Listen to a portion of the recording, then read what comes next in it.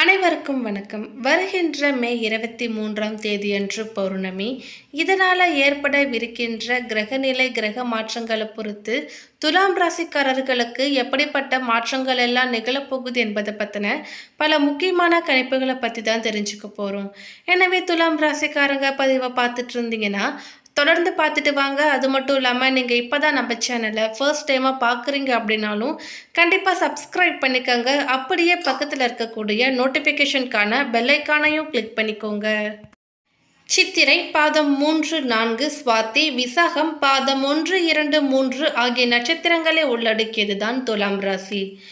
ஜோதிடத்தில் பொதுவாகவே கிரகநிலை, கிரக மாற்றம், கிரக பயிற்சி என்பது மக்களின் வாழ்க்கையில் ஒரு விதமான தாக்கத்தை ஏற்படுத்தும்.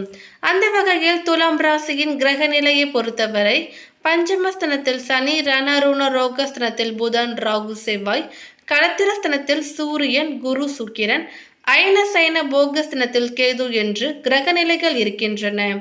கிரக மாற்றங்களை பொறுத்தவரை 20/5/2024 அன்று சுக்கிர பகவான் களத்திரஸ்தனத்திலிருந்து அஷ்டமஸ்தனத்திற்கு மாறுகிறார். 24/5/2024 அன்று புதன் பகவான் களத்திரஸ்தனத்திலிருந்து அஷ்டமஸ்தனத்திற்கு மாறுகிறார். 31/5/2024 அன்று செவ்வாய் பகவான் ரணருண ரோகஸ்தனத்திலிருந்து களத்திரஸ்தனத்திற்கு மாறுகிறார். குடும்பத்தில் குதூகலம் நிறையும். உங்களை தவறாக புரிந்து கொண்ட நண்பர்கள் மனம் மாதிரி மீண்டும் நட்புடன் பழக தொடங்குவார்கள். கடினமான காரியங்களையும் சுலபமாக செய்து முடிப்பீர்கள். உங்களிடம் கடன் வாங்கியவர்கள் குறித்த நேரத்தில் கடனை திருப்பி செலுத்துவார்கள். வசதி படைத்தவர்கள் உங்களின் நண்பர்களாக மாறுவார்கள்.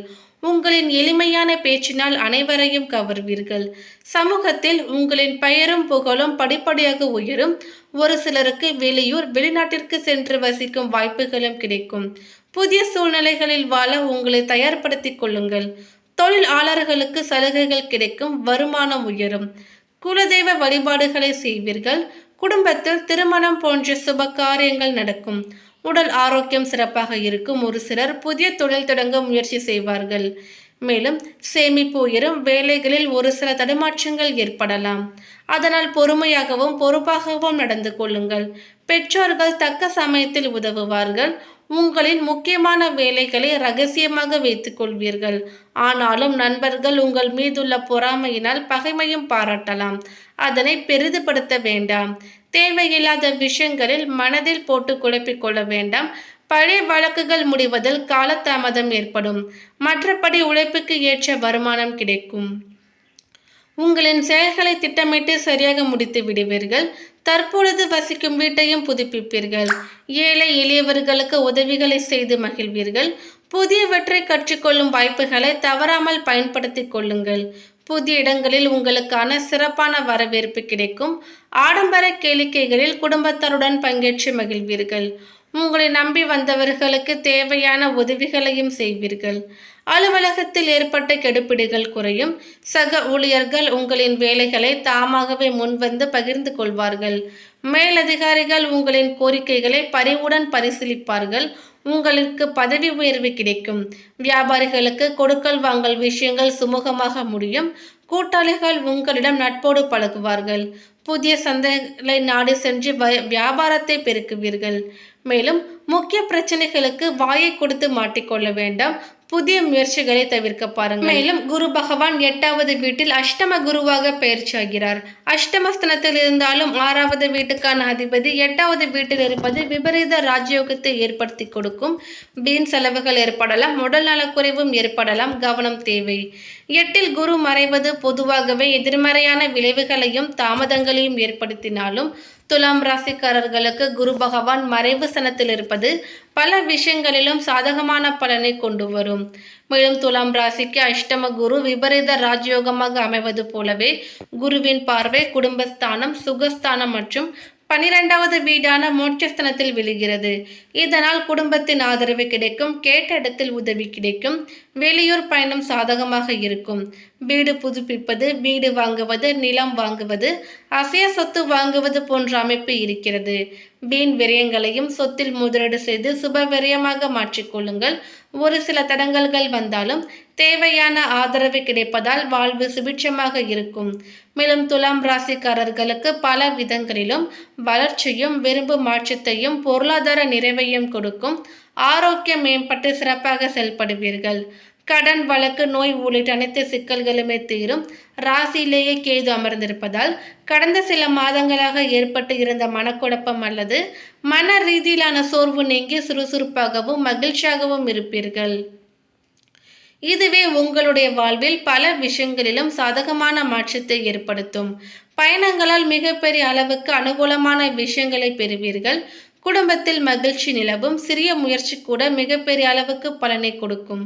திருமணத்திற்காக காத்திருக்கின்ற துலாம் ராசிக்காரர்களுக்கு மிக சுலபமாக திருமணம் கைகூடும். காதலிப்பவர்களுக்கு திருமண பேச்சுவார்த்தை சுமூகமாக முடியும். குழந்தைக்காக காத்திருப்பவர்களுக்கு குழந்தை வரம் கிடைக்கும். அடுத்ததாக கிரகங்களின் சஞ்சாரம் பெரும்பாலும் சாதகமாகவே இருக்கிறது. இருப்பினும் உடல் ஆரோக்கியத்தில் கவனம் தேவை. அதிக வேலைப்பளு காரணமாக உடல் சோர்வும் அலைச்சலும் ஏற்படலாம்.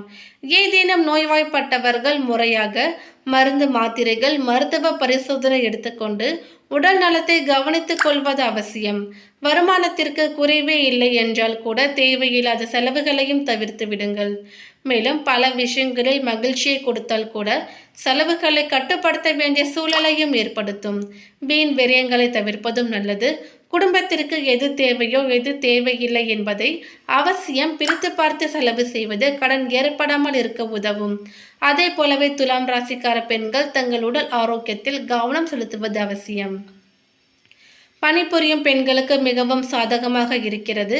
குடும்ப விஷயங்களை மூன்றாம் நபரிடம் அல்லது சம்மதம் இல்லாத நபர்களிடம் பகிர்ந்து கொள்ள வேண்டாம். குடும்பத்தின் பொருளாதார நிலை மேம்படும். கணவருடன் இருந்து வந்த கருத்து வேறுபாடுகளும் நீங்கும். தொழில் வியாபாரம் செய்பவர்களுக்கு ஒரு சில நெருக்கடிகளும் போட்டியும் இருந்தால் கூட அதனை மிக எளிதாக எதிர்கொள்ளும் சூழல் ஏற்படலாம். பார்ட்னர்ஷிப் தொழில் செய்பவர்கள் மட்டும் கொஞ்சம் எச்சரிக்கையாக இருப்பது அவசியம். பெரிய முதலீடுகளை தவிர்ப்பது நல்லது. வேலை மற்றும் தொழில் சம்பந்தமாக பயணம் செய்பவர்களுக்கு அதிகமான அலைச்சல் ஏற்பட்டால் கூட அதனால் அனுகூலமான விஷயங்களே நடக்கும்.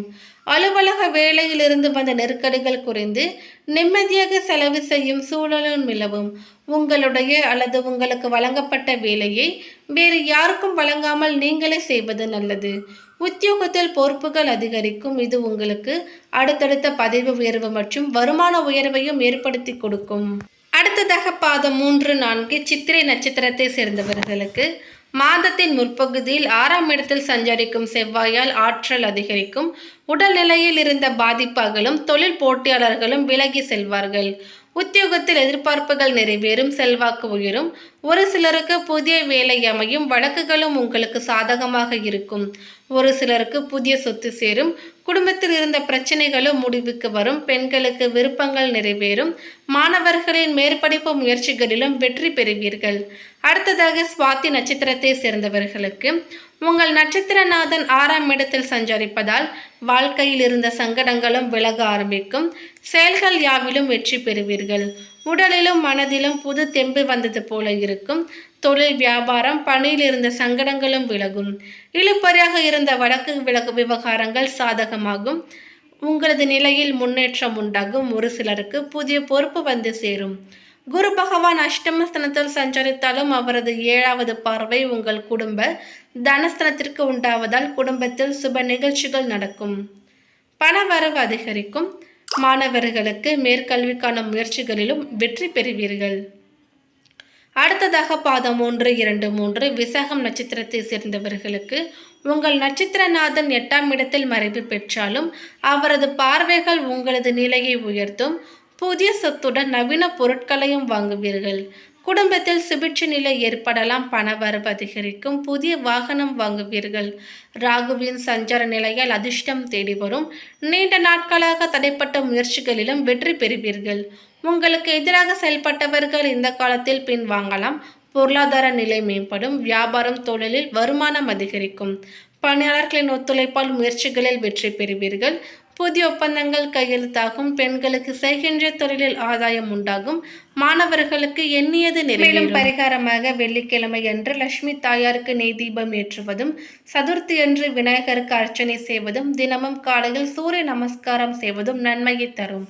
மேலும் இந்த தகவல் உங்களுக்கு பிடித்திருந்தால் லைக் பண்ணுங்க, ஷேர் பண்ணுங்க. இது போன்ற பல சுவாரஸ்யமான கணிப்புகளை நீங்க தெரிஞ்சுக்கணும்னா எங்க சேனலை சப்ஸ்கிரைப் பண்ணிடுங்க. மேலும் நோட்டிபிகேஷனுக்கான பெல் ஐக்கானையும் கிளிக் பண்ணிக்கோங்க. தேங்க்யூ.